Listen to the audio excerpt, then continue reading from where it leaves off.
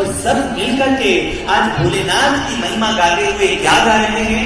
आए हम सब मिलकर के प्रभु के नीलकंठ स्वरूप की महिमा को गा रहे हैं।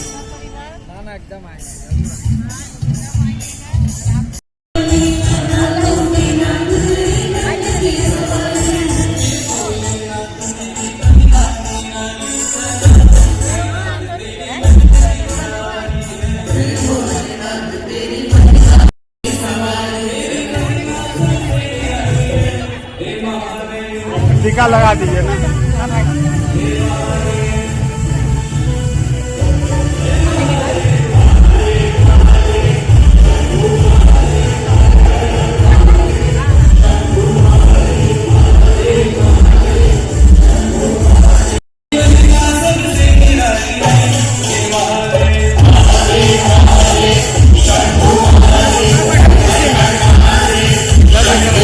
सामने से जाए अभी सामने ना पाता है, अभी देखा आज के सिस्टम देखा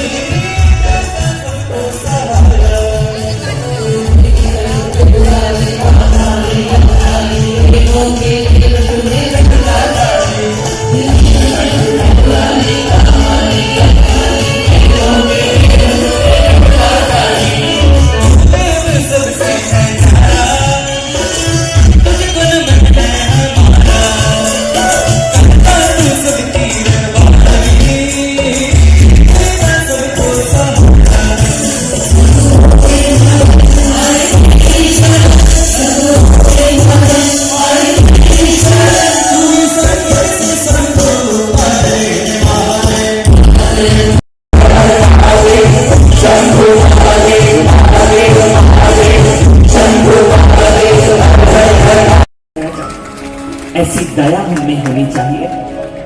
महादेव के भक्तों ने त्याग करना सीखा है। जब महामुनि वेदव्यास जी ने 18 पुराणों की रचना के सूडान देश में एक भयंकर अकाल पड़ा। यह अकाल इतना भयंकर था कि लोगों को खाने के लिए एक अन्न का दाना नहीं मिल पा रहा था। उसी समय साउथ अफ्रीका के एक फोटो जर्नलिस्ट थे जिनका नाम था केविन कार्टर। वो वहां पर उस अकाल की भीषणता जानने के लिए फ्लाइट से वहां पर गए। तो जब वहां पर वो घूम रहे थे, उन्होंने एक दिल दहला देने वाला दृश्य देखा। उन्होंने देखा एक बच्ची है, छोटी सी बच्ची है, वो भूख से व्याकुल है और इतनी भूख से सूख चुकी है वो, उसके शरीर का पिंजर दिखाई दे रहा है और वो अपना पेट पकड़ के जमीन पर बैठी है, उसे खाने को कुछ चाहिए। व्यक्ति ने उनसे प्रश्न पूछा, कार्टर साहब ये बताइए, जब आपने फोटो खींच ली फिर उस बच्ची का क्या हुआ जो भूख से व्याकुल थी? जैसे केविन कार्टर ने सुना, उन्होंने बड़े तुनकते हुए कहा, मुझे नहीं पता उस बच्ची का क्या हुआ, मेरी फ्लाइट का टाइम हो चुका था, इसलिए मुझे वहां से जाना था, मैंने जल्दी से अपनी फ्लाइट पकड़ी और मैं वापस आ गया। उस व्यक्ति ने सोचा, कहने लगा, कार्टर साहब कैसी बात कर रहे हैं? आपके सामने वो बच्ची मर रही थी, आप चाहते तो उसे खाने के लिए रोटी का एक टुकड़ा दे सकते थे, क्या आपने उसे रोटी का एक टुकड़ा भी नहीं दिया? कार्टर ने कहा, पर मेरी फ्लाइट लेट हो रही थी। उस व्यक्ति ने कहा, फ्लाइट ज्यादा इंपॉर्टेंट थी या बच्ची की जिंदगी? कार्टर कुछ बोल नहीं पाए तो उस व्यक्ति ने पति की बात, पशुपतिनाथ है जो पशुओं के नाथ हैं। एक तरफ पशुपतिनाथ की आराधना करते हैं, दूसरी तरफ पशुओं को काट काट करके जीवा के स्वाद के लिए खाते हैं। महादेव कभी प्रसन्न नहीं होंगे, महादेव कभी प्रसन्न नहीं होंगे। हमारी हालत क्या है? एक बार एक कसाई बकरे को काट रहा था, जैसे ही उसे काटने लगा बकरा ठहाका लगाकर हंसने लग गया। उसने कहा, तू हंस क्यों रहा है? बकरे ने कहा, तेरी गति पर हंस रहा हूं। उसने कहा, मेरी गति पर? उसने कहा, हाँ, देख मेरी और देख। मैंने तो सारा जीवन घास खाया है तो मेरी गर्दन कट रही है, तूने तो सारा जीवन मांस खाया है, तेरी गति क्या होगी, मैं इसलिए हंस रहा हूं, तेरी दुर्गति क्या होगी। सज्जनों, हमारी संस्कृति ऐसी नहीं है, हमारी हालत कैसी है, कभी जन्म होता है वह अपना इकरार भूल जाता है, वह अपना वचन भूल जाता है। जो गर्भ का इकरार था, तुम्हें याद हो के ना याद हो, हमें याद नहीं रहता, और संसार में आकर के हम रावण की तरह भूल करते हैं। जिस प्रकार रावण को मांगने का जब अवसर मिला, भगवान को नहीं मांगा, रावण ने बल मांग लिया। ऐसे ही तो हम करते हैं। हमें जब संसार में जन्म मिला, भगवान ने बल दिया, बुद्धि दी, साधन दिए, हमने उन साधनों से क्या किया, संसार को समेटना शुरू कर दिया। ये मिल जाए, वो मिल जाए, ये अच्छा मिल जाए, जीवन हो जाए। भक्ति भी की भगवान की तो सकाम भक्ति। मंदिर में गए, भगवान से कभी ये नहीं कहा प्रभु तू मिल जा, हमने जाकर कहा प्रभु घर में संतान नहीं है, संतान मिल जाए, घर में धन नहीं है, धन आ जाए। हम सारा जीवन संसार समेटते रहे, और जब प्रभु ने धन दिया, देखिए जरा, जिनको धन मिला है वो व्यसनों में फंसे हुए हैं, बुरी आदतों में फंसे हैं। धन आता है तो व्यसन आ जाते हैं, पद देता है भगवान तो मद आ जाता है, हम अभिमानी हो जाते हैं। यश आता है, कीर्ति आती है तो उसी समय मन में सूक्ष्म गर्व आ जाता है, और उस गर्व में हम कितनों कितनों का अपमान कर देते हैं, कितनों कितनों के दिल दुखा देते हैं, हम हाहाकार मचा देते हैं। हमारी हालत कैसी है जानते हैं? ये तृष्णा कैसी होती है? जिस तृष्णा में फंस करके हम संसार में अपना जीवन व्यर्थ गवाते हैं। किसी ने बड़ा सुंदर कहा, चाह कैसी है व्यक्ति की जो कभी खत्म नहीं होती। एक गरीब को लगता है मेरे पास धन आ जाए तो शायद मैं सुखी हो जाऊंगा, और जिसके पास धन है वो अपने से धनी को देखता है, वो सोचता है शायद उसके पास ज्यादा सुख है, उसके जैसा धन आ जाए तो मैं सुखी हो जाऊंगा। ये चाह कभी खत्म नहीं होती। किसी ने बड़ा सुंदर कहा, चाह आनों से पैसों में आने लगी, चाह आनों से पैसों में आने लगी, चाह पैसों से रुपए बनाने लगी, चाह रुपयों से कोठी चिनाने लगी, चाह कोठी में मोटर बुलाने लगी, चाह मोटर से होटल ले जाने लगी, चाह होटल में बोतल खुलवाने लगी, चाह करती ना क्या क्या कराने लगी, चाह करती ना क्या क्या कराने लगी। चाह मन को लगी मन जरा हो गया, चाह हरी की लगी मन हरा हो गया, चाह पाली जिन्हें वो पीले हुए, चाह छोड़ी जिन्होंने वो रसीले हुए, चाह छोड़ी जिन्होंने वो रसीले हुए। प्रभु की चाह पैदा करो, अपने हृदय में प्रभु को पाने की चाह पैदा करो। तो ये हालत है इंसान के लालच की। इसलिए चाह करनी है तो किसकी चाह करनी है? चाह हो तो केवल प्रभु की चाह हो। हमें चाहिए तो केवल प्रभु चाहिए, प्रभु मिल गए तो कुछ नहीं चाहिए, प्रभु मिल गए तो कुछ नहीं चाहिए। चाह करनी है तो प्रभु की चाह कीजिए, वरना ये जीवन ऐसे ही बीत जाएगा। और आज मानव ने अपने लालच में आकर के, अपने लोभ में आकर के देखिए संसार में कैसे हाहाकार मचा दिया है। आज हर तरफ जैसे रावण को बल मिला तो रावण ने पूरे विश्व में हाहाकार मचाया। आज मानव को भगवान ने इतनी सुंदर बुद्धि दी है, मानव को भगवान ने इतना सुंदर बल दिया है, इतनी सुंदर काया दी है। शान गगन तो पहले बांध शान गगन, एक योजन मुझे बांधने के लिए जंजीर लेकर आया है। मूर्ख जानता नहीं मैं प्रेम के बंधन में बंधता हूँ, मैं जंजीरों में नहीं बंधता। मुझे बांधना है तो प्रेम के धागे में बांध लो, मैं जंजीरों में नहीं बंधता। उसी समय भगवान ने अंतिम चुनौती दी। भगवान ने कहा कि तो वचन नहीं तूने माना, मैत्री का मूल्य न पहचाना, तो लो मैं भी अब जाता हूँ, अंतिम संकल्प सुनाता हूँ। याचना नहीं शोधन होगा, जीवन जया की मरण होगा, टकराएंगे नक्षत्र निकर, परखे बरसे की धूप पर वही प्रखर, पंशीष नाग का डोलेगा, विकराल काल मुख खोलेगा। दुर्योधन रण ऐसा होगा फिर कभी नहीं जैसा होगा, दुर्योधन रण ऐसा होगा। आज भगवान ने भी बता दिया, अगर भगवान को बांधना है तो बांधने के लिए प्रेम का एक धागा भी पर्याप्त है। बस प्रेम होना चाहिए। बड़ी बड़ी जंजीरों में भगवान नहीं बनते भक्तजनों, बड़ी जंजीरों में नहीं बनते। प्रेम के वचन पर भगवान टिक जाते हैं।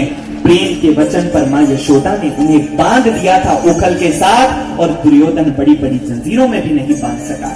और आज यही भूल रावण करने जा रहा है। रावण ने कहा आज मैं प्रभु के आसन को हिला दूंगा, कैलाश को हिला दूंगा।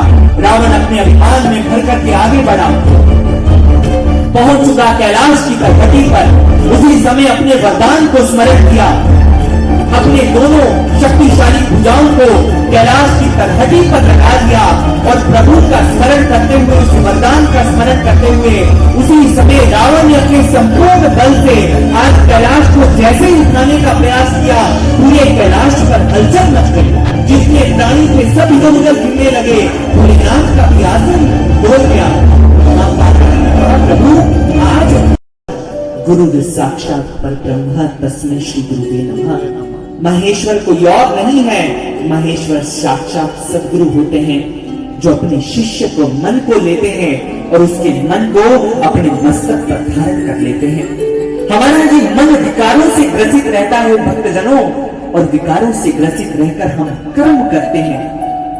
ऐसे कर्म करते हैं, ऐसे कर्म कि वह कर्म हमें फिर से 84 लाख योनियों में ले जाते हैं। फिर कर्मों से बचे कैसे?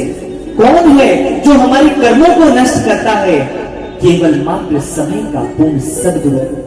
वो सदगुरु के पास ये सामर्थ्य है जो आपके मन के विकारों भस्मसात कुरते अर्जुना, ज्ञान की अपनी सारे कर्मों को भस्म कर देती है, मन के विकारों को भस्म कर देती है। और जब जीवन में सदगुरु आते हैं, वो हमारे मन रूपी चंद्रमा को उठा करके अपने मस्तक पर धारण करते हैं। और उस दिन भक्तजनों, उस दिन हमारा मन विकारों से नष्ट होता है। यही तो कारण है ये वैद्यनाथ की कथा हमें कुछ सिखा रही है। बाबा वैद्यनाथ का नाम है वैद्यनाथ। उन्हें वैद्य कहा गया। क्यों वैद्य कहा गया? क्योंकि उन्होंने रावण के शीशों का उपचार किया था। ऐसे ही हमारे मन के विकारों का उपचार अगर कोई कर सकता है तो वह केवल मात्र सद्गुरु होते हैं। इसलिए किसी ने बड़ा सुंदर कहा, हम चाहे सारे तीर्थों का भ्रमण कराएं, चाहे पूरी दुनिया को घूम आए, आपके मन के विकार कभी शांत नहीं होंगे। अगर मन के विकारों को शांत करना है तो पूर्ण सद्गुरु की शरण में आना होगा। और भोलेनाथ स्वयं ये बात शिव पुराण के अंदर लिखते हैं। शिव पुराण की विदेश्वर संहिता में ये वर्णित है। उसमें लिखा गया, तस्मात् गुरु शरीरम तु गुरु लिंगम भवेत् बुधा, गुरु लिंगस्य पूजा तु गुरु शुश्रूषणम भवेत्। वो कहते हैं जिस प्रकार शिवलिंग होता है वैसे ही गुरु के चरणों में चरण शिवलिंग होते हैं। जैसे हम शिवलिंग का पूजन करते हैं, ऐसे ही गुरु लिंगस्य पूजा को, गुरु का आश्रय ग्रहण करके गुरु लिंग की पूजा करो, गुरु शुश्रूषणम भवेत्, गुरु की सेवा करो, तभी आपके मन के विकार शांत हो सकते हैं। इसलिए एक भक्त बड़ा सुंदर लिखता है, वरद कमल कर भर अपना जो तृतीय नेत्र जागृत कर देते, वरद कमल कर भर अपना जो तृतीय नेत्र जागृत कर देते, प्यासी हृदय मरुभूमि में जो अक्षय अमृत भर देते, करते पान विकारों का विष, नीलकंठ वरदानी है वो, ज्ञान चंद्र को धर ललाट पे चंद्रशेखर विज्ञानी है वो, तीनों ताप निवारण हारे, जग का जो परित्राण करें, पूर्ण गुरु ही धरा के शिव हैं, शत शत उन्हें प्रणाम करें, पूर्ण गुरु ही धरा के शिव हैं, शत शत उन्हें प्रणाम करें। इसलिए एक भक्त हमें क्या कहता है, चाहे सारे तीर्थ कर लो, घूम आओ संसार, शरण गुरु की जो नहीं आया, जीवन है बेकार, जीवन है बेकार। और वो भक्त क्या कह रहा है, बड़ा सुंदर कह रहा है, इस भजन को श्रवण करते हैं।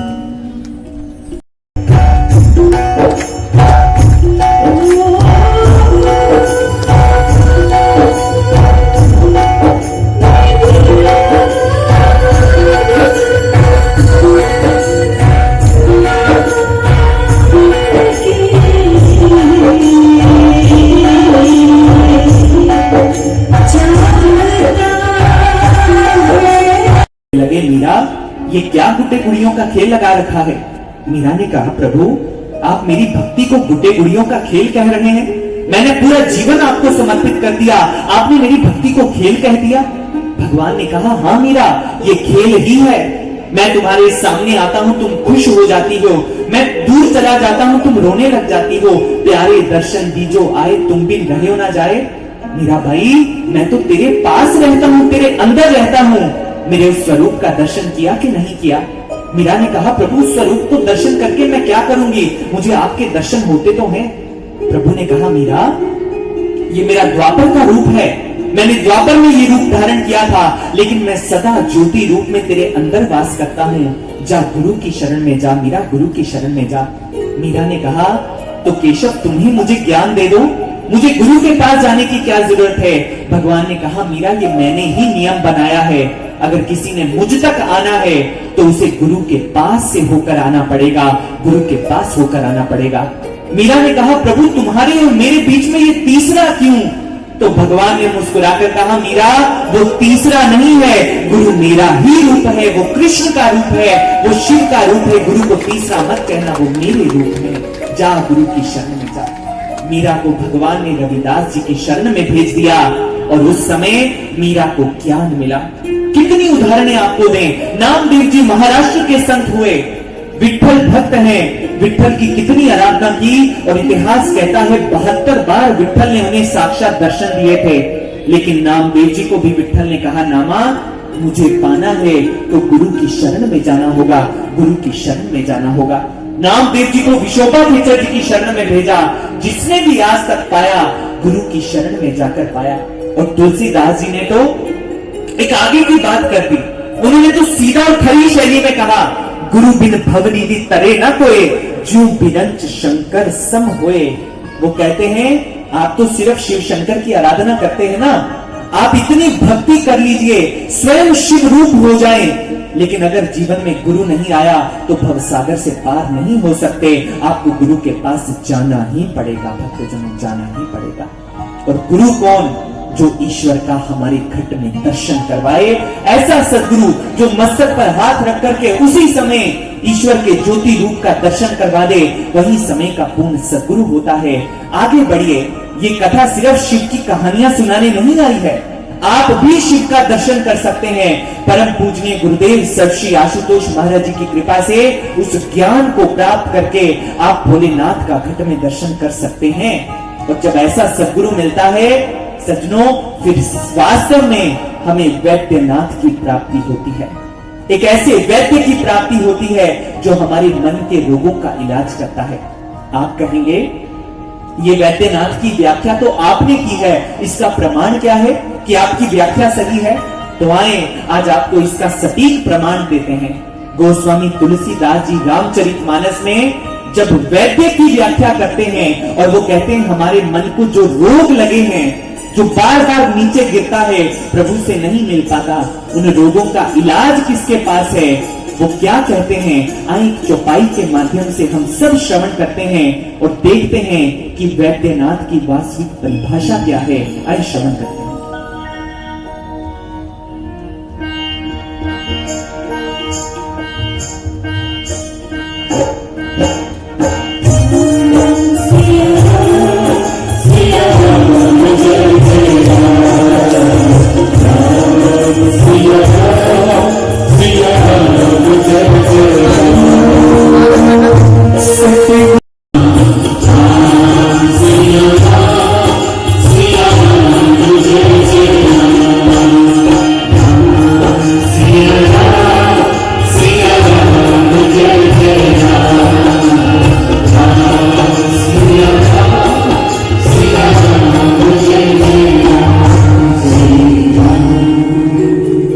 गोस्वामी तुलसीदास जी भी बड़ा सुंदर कह रहे हैं, सतगुरु वैद्य कुछ ना बोले। शब्दों की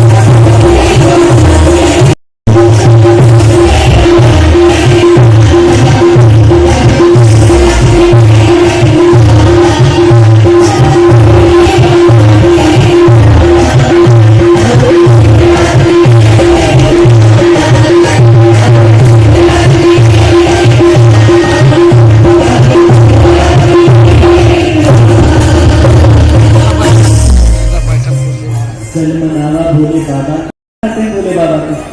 हाँ जी, कैसे मनाते हैं? नाच के? तो खड़े होकर बस ताली लगा दी आपने। बड़े चतुर भक्त हैं आप, खड़े तो हो गए और ताली लगाकर बैठ भी गए। ऐसे काम नहीं चलेगा। आज तो शिवरात्रि उत्सव है, आज नहीं बैठने देंगे भाई, पूरी रात कीर्तन होना है आज तो। सुना ना कथा में, आप तो एक भजन पे ही थक गए, बड़े आगे कथा में। भूख लग गई नहीं तो भोले बाबा के भक्त ऐसे थोड़े ना होते हैं, ऐसे होते हैं। थकते हैं क्या कभी? थकते हैं?